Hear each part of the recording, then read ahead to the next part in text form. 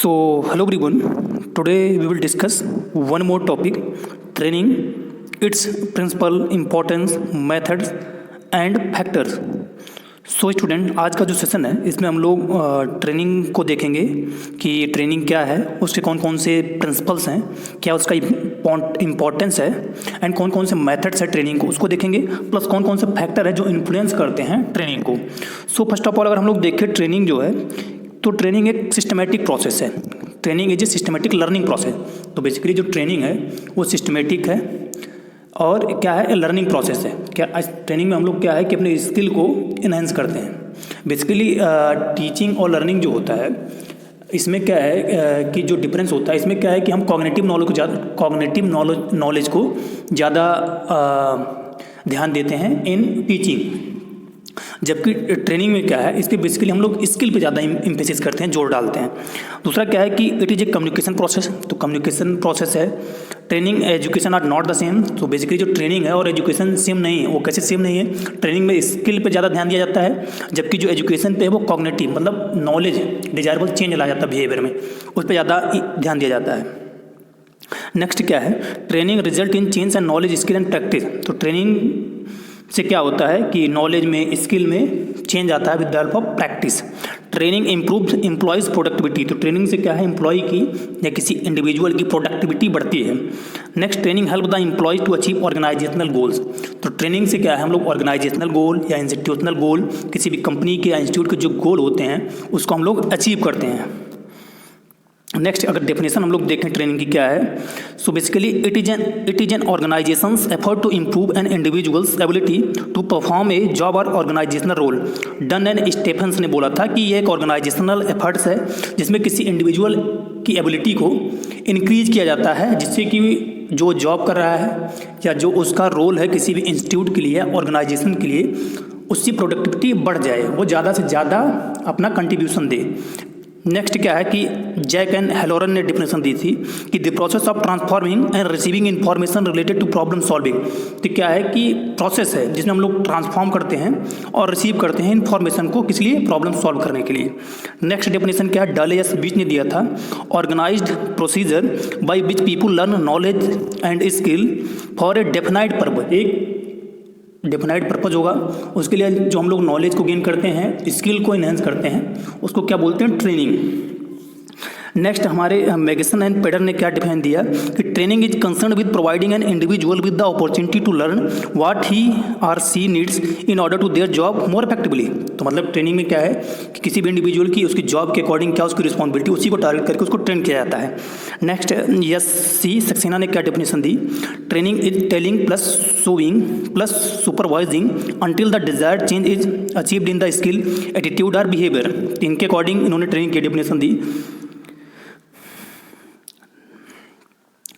आप इसको देख लीजिएगा, एक बार स्क्रीनशॉट ले लीजिएगा कि डिफरेंट जो ट्रेनिंग की डेफिनेशन थी वो डिफरेंट साइंटिस्ट के द्वारा डिफरेंट डेफिनेशन दी गई.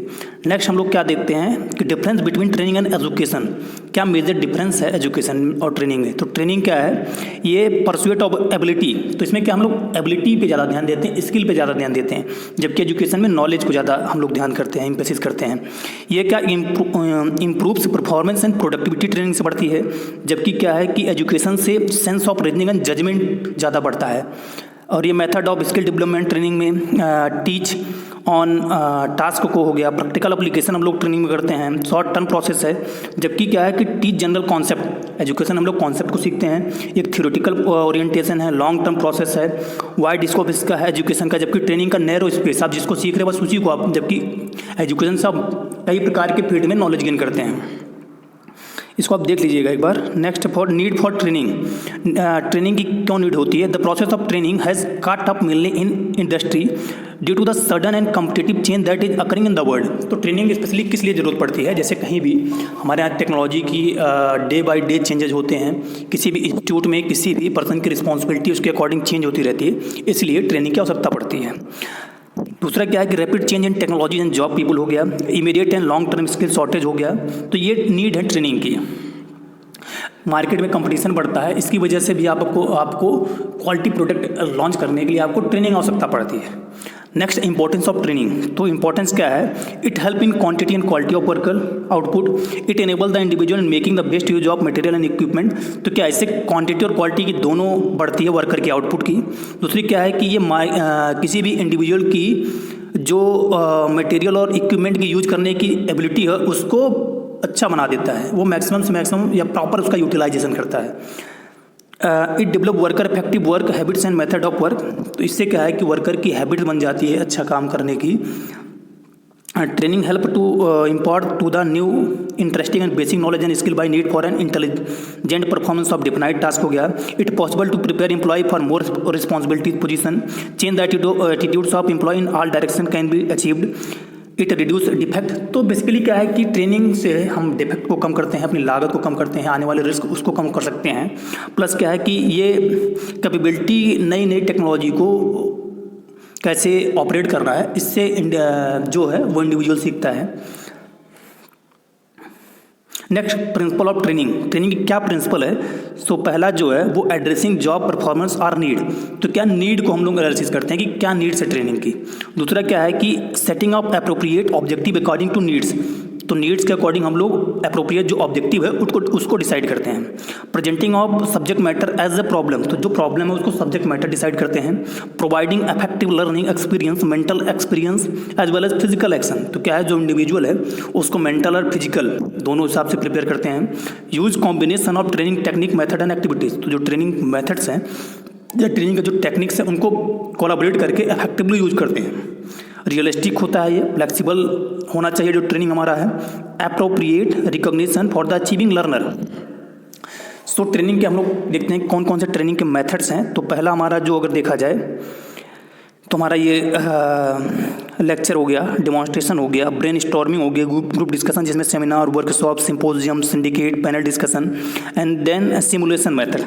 ये किस बेस पे है? Role play. एंड सेकंड पे क्या हमारा इन बास्केट ट्रेनिंग हो गया, गेम हो गया। 6 पे हमारा केस स्टडी हो गया, स्ट्रक्चर एक्सपीरियंस हो गया, इंस्ट्रूमेंटल एक्सरसाइज हो गया, ऑन दी जॉब ट्रेनिंग हो गया, ओपन लर्निंग हो गया। So factor determining selection of training method. कौन कौन से फैक्टर हैं जो कि ट्रेनिंग मेथड सेलेक्ट करने में इफेक्ट डालते हैं? ऑलरेडी जो ये आपने देखा ट्रेनिंग के जो भी क्या थे इंपॉर्टेंस प्लस आपने मेथड देखा, इसको हम लोग दूसरे लेक्चर में प्रॉपरली इसको डिस्कस करेंगे। अब यहाँ पे हम लोग देखते हैं फैक्टर कौन से हैं जो इन्फ्लुएंस करते हैं हमारे ट्रेनिंग मेथड्स को। पहला हमारा ऑब्जेक्टिव्स, दूसरा हमारा subject matter, third one participants and fourth one resource availability and fifth one organisational consideration and six one other consideration. So first of all factor determining selection of training method. तो पहला उसमें हमारा क्या? Objective. तो training objective specify the type of learning outcome intend from the training programme. तो क्या objective से क्या है कि हम ऑब्जेक्टिव डिसाइड करते हैं कि हमको क्या ट्रेन करना है हमारे जो लर्नर उनको। इसमें क्या है? इफ द पर्पज की training is to increase knowledge. अगर हमारा पर्पज इंक्रीज नॉलेज करने का तो हम लोग क्या करेंगे? रीडिंग करवाएंगे, असाइनमेंट उसको देंगे, लेक्चर डिलीवर करते हैं, ऑडियो वीडियो टेप्स उसको सुनाएंगे, केस स्टडी करेंगे, डिमॉन्स्ट्रेशन करेंगे, ग्रुप डिस्कशन करेंगे एंड बस सेशन करेंगे। सेकंड, अगर हम लोग उसके स्किल में चेंज करना चाहते हैं, टू अक्वायर न्यू स्किल को उसको अगर सिखाना चाहते हैं तो डिमॉन्स्ट्रेशन उसको करेंगे, रोल प्ले उससे करवाएंगे, स्ट्रक्चर एक्सरसाइज उसको करवाएंगे एंड वर्कशॉप करवाएंगे। नेक्स्ट, अगर एटीट्यूड चेंज हमको करना है उसका तो रोल प्ले उससे करवाएंगे, केस स्टडी कराएंगे, फील्ड विजिट करवाएंगे, डिमॉन्स्ट्रेशन कराएंगे एंड क्या है कि फिर मैं वीडियो टिप्स उसको सुनवाएंगे। तो ये क्या है? एटीट्यूड चेंज करने में हो जाएगा। नेक्स्ट हमारा क्या है? Subject matter. तो सब्जेक्ट मैटर जो है तो उसमें क्या है कि थ्योरेटिकल हमारा है या कॉन्सेप्चुअल क्लियरिटी के लिए उसके अंदर क्या थ्योरेटिकल और कॉन्सेप्ट क्लियर करने के लिए क्या लोग हम लेक्चर डिलीवर करते हैं, ऑडियो वीडियो टिप्स उसको सुनवाते हैं, रीडिंग असाइनमेंट करवाते हैं। अगर क्या है कि if the subject matter has got only the right answer which need minimum debate, उसको राइट आंसर अगर चूज करने के लिए दिया जाए तो उसके लिए क्या हमारा लेक्चर हो जाएगा, ऑडियो वीडियो टिप हो जाएगा, विल बी सुफिशियंट। अगर उसको क्या है कि अपना ओपिनियन देना है इसमें तो उसके लिए हमारा क्या हो जाएगा? Audio visual lecture, audio and video tape sufficient है। नेक्स्ट वन, डिबेट आउटकम में अगर उसको ले जाना है तो ग्रुप डिस्कशन हो गया, वर्कशॉप हो गया, ये सब सुफिशियंट है। नेक्स्ट हमारा क्या है? थर्ड वन क्या था? पार्टिसिपेंट्स। तो पार्टिसिपेंट्स जो है इसमें लर्निंग स्टाइल को एक्सपीरियंस और size of the group depend करता है। पहला हमारा क्या है? Learning style. The 4 different category of learner need different type of orientation. तो the accommodators like self discovery method, independent study, clinical experience, practical exercise and interweaving, तो ये हमारा एकोमोडेटर में हो गया।